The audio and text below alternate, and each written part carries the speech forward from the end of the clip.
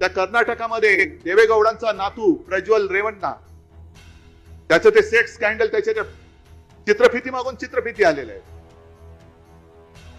आणि मोदीजी त्याचा प्रचार करतायत.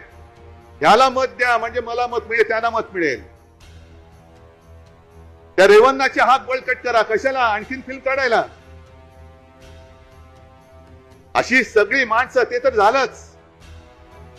ही यांची नीती. आणि वरपासून खालपर्यंत, म्हणून मी यांना फेकड फाकड जनता पार्टी म्हणतो. ते उगाच नाही बोलत, मुद्दामून बोलतोय त्यांना. मी फाकड एवढ्यासाठी म्हणतो कारण यांनी कधी कोणताही विचार दिलेला नाही, कोणताही आदर्श निर्माण केलेला नाही अशोकरावांचा सोडला तर.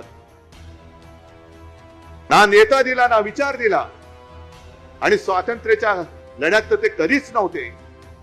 उद्याच्या 1 मेच्या संयुक्त महाराष्ट्राच्या लढ्या